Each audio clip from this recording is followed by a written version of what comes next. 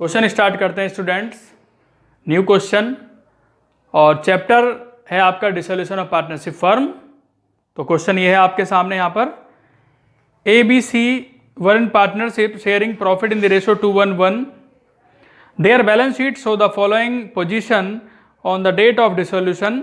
Liabilities में लिखा है आपका creditors, bills payable, A's loan, Mrs A's loan, workman compensation reserve, capital ABC. इसके बाद है fixed assets, stock, debtors, provision, furniture, goodwill, cash at bank. Next लिखा है A agree to take over furniture at 20% less than the book value. Fixed assets realise 32,000, in stock 55,000, bad debts amount 5,000, expenses of realization were 3,000, creditors were paid at a discount 5%. There was a claim of 6,400 for damage against the firm, it had to be paid. Necessary account आपको यहाँ पर बनाने हैं. तो सबसे पहले question में आपको अकाउंट बनाने हैं. अकाउंट बनाने के लिए आप सबसे पहले अपने एसेट साइड देखेंगे कि कौन कौन सी एसेट्स हैं. तो उन सभी एसेट्स को, all assets are transfer to realisation account except cash और बैंक. तो ट्रांसफर करेंगे, एसेट्स क्या होते हैं, डेबिट. ट्रांसफर करेंगे तो क्रेडिट. तो एंट्री हो जाएगी रियलाइजेशन अकाउंट डेबिट में जाएंगे, लिखेंगे टू फिक्स्ड एसेट्स 50,000 का है, to stock 60,000, to debtors 30,000, to furniture 20,000, to goodwill 18,000. यानी सभी एसेट्स आपको ट्रांसफर करनी है रियलाइजेशन अकाउंट में. उसके बाद लायबिलिटी ट्रांसफर करनी है. लायबिलिटी क्या है, यहाँ पे क्रेडिटर्स है, बिल्स पेबल है, मिसिज एज लोन है, और आपका लिखा है यहाँ पे प्रोविजन फॉर डाउटफुल डेब्ट्स. ये आपको ट्रांसफर करने हैं.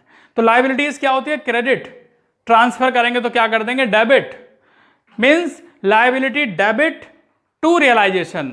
मीन्स बाय क्रेडिटर 40,000 के हैं, by bills payable 10,000, by Mrs A's loan 16,000, by provision for bad debts 2,000. तो ये सभी लायबिलिटी ट्रांसफर की गई रियलाइजेशन अकाउंट में. उसके बाद नेक्स्ट पॉइंट लिखा है A agree to take over furniture. A ने फर्नीचर ले लिया 20% लेस पर. तो जब ए ने फर्नीचर लिया तो यहां पे एंट्री क्या होगी, A's capital debit to realisation, क्योंकि सबसे पहले एसेट्स को ट्रांसफर किया गया था. एसेट ट्रांसफर की तो एसेट्स की एंट्री क्या की, रियलाइजेशन डेबिट टू एसेट्स. उसके बाद पैसे मिले. पैसे किससे मिल रहे हैं, पार्टनर से. पार्टनर कौन है यहाँ पे, ए से मिल रहे हैं. Means A's capital debit to realisation. तो बाय एज कैपिटल फर्नीचर कितने रुपए का है, 16,000 का फर्नीचर है. यानी कि 20% डिस्काउंट मीन्स फर्नीचर है 20,000 का, और उसका 20% होता है 4,000. 4,000 को माइनस करने के बाद 16,000 बाय एज कैपिटल. उसके बाद लिखा है fixed asset realise 32,000, in stock 55,000. तो इससे पैसे मिल रहे हैं हमें. एंट्री होगी bank account debit to realisation. Means by bank asset realise. Fixed asset से 32,000 है, स्टॉक से 55,000 है. इसके बाद नेक्स्ट लिखा है बैड डेब्ट्स अमाउंट 5,000. तो जो बैड डेब्ट्स का अमाउंट है वो 5,000 है. मीन्स डेटर्स से आपको 5,000 कम मिल रहे हैं.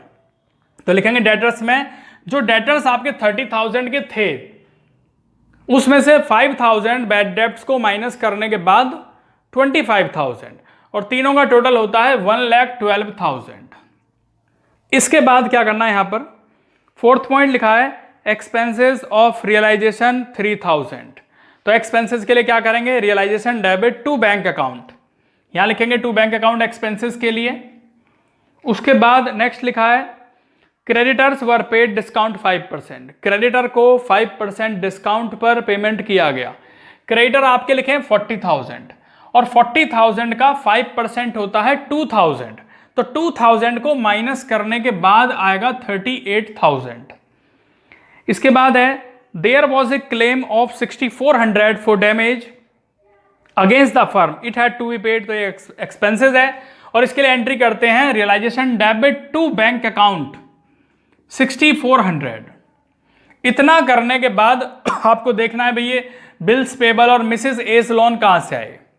तो इसके बारे में यहां पर कुछ नहीं लिखा हुआ है. क्या करना है, अगर लायबिलिटी के बारे में कुछ नहीं लिखा हुआ है, क्वेश्चन में कोई चीज मेंशन नहीं है, तो उनका कंप्लीट पेमेंट किया जाता है। तो इसे लिखेंगे बिल्स पेबल का कंप्लीट 10,000 का पेमेंट किया जाएगा। ऐसे ही सेम मिसेज एज लोन का भी कंप्लीट पेमेंट किया जाएगा, क्योंकि ये भी एक क्रेडिटर ही है, तो इसलिए कंप्लीट पेमेंट यहां पर किया गया। टोटल आता है इसका 2,51,400। इसमें से ये सभी पॉइंट माइनस किए जाएंगे यहां तक, तो ये बचता है 55,400। और इसको डिस्ट्रीब्यूट किया जाएगा पार्टनर्स में। किस रेशो में डिस्ट्रीब्यूट किया जाएगा? 2:1, जो रेशो आप देख रहे हैं फर्स्ट लाइन में। तो 2:1 में इसको डिस्ट्रीब्यूट करेंगे। ये आता है एज कैपिटल में 27,700, 13,850, 13,850, और यहां पर ये क्या आता है? आपका लॉस आता है। तो इस तरीके से आपका रियलाइजेशन अकाउंट कंप्लीट होता है। इसके बाद आता है एज लोन अकाउंट यहां पर बनाना है, क्योंकि ए ने फर्म को लोन दिया हुआ है, और यदि कोई पार्टनर फर्म को लोन देता है तो उसका अकाउंट सेपरेटली प्रिपेयर किया जाएगा। तो सबसे पहले लिखेंगे बाय बैलेंस ब्रॉट डाउन। अब बाय की तरफ ये इसलिए आया है क्योंकि लायबिलिटी साइड में दिया गया था, लायबिलिटीज होती हैं क्रेडिट, तो क्रेडिट साइड में लिखेंगे बाय बैलेंस ब्रॉट डाउन, और इसका तुरंत पेमेंट कर दिया जाएगा, यानी A's loan debit to bank account 20,000 same amount. इसके बाद बनाते हैं कैपिटल अकाउंट। कैपिटल अकाउंट का फॉर्मेट है पर्टिकुलर्स ABC, पर्टिकुलर ABC। सबसे पहले right side by balance brought down. Balance sheet liability में ए की कैपिटल 40,000 लिखी हुई है, बी की कैपिटल 20,000 है, और सी की कैपिटल 20,000 है, वो यहां पर लिख देंगे। इसके बाद क्वेश्चन में लायबिलिटीज में दिया है वर्कमैन कंपनसेशन रिजर्व 20,000 का। तो वर्कमैन कंपनसेशन रिजर्व पार्टनर्स में डिस्ट्रीब्यूट किया जाएगा। एंट्री होती है क्योंकि लायबिलिटी है, ट्रांसफर करेंगे तो डेबिट कर देंगे, यानी कि workman compensation reserve account debit to A's capital, to B's capital, to C's capital. Partner क्या है यहाँ पे? क्रेडिट। तो क्रेडिट साइड में जाएंगे, लिखेंगे बाय वर्कमैन कंपनसेशन रिजर्व 20,000 को डिस्ट्रीब्यूट करेंगे यहां पर 2:1 के रेशो में, यानी कि 10,000, 5,000 एंड 5,000। इसके बाद यहां पे टू रियलाइजेशन लिखा है फर्नीचर। ये कहां से है? यहां से आया। राइट साइड में देखेंगे आप, पार्टनर्स का नेम कहां पर है? एज कैपिटल है। 16,000 रुपए का फर्नीचर ए ने लिया था, तो ये पार्टनर है, ये इधर से यहां पर आ जाएगा। टू रियलाइजेशन फर्नीचर ए के लिए 16,000।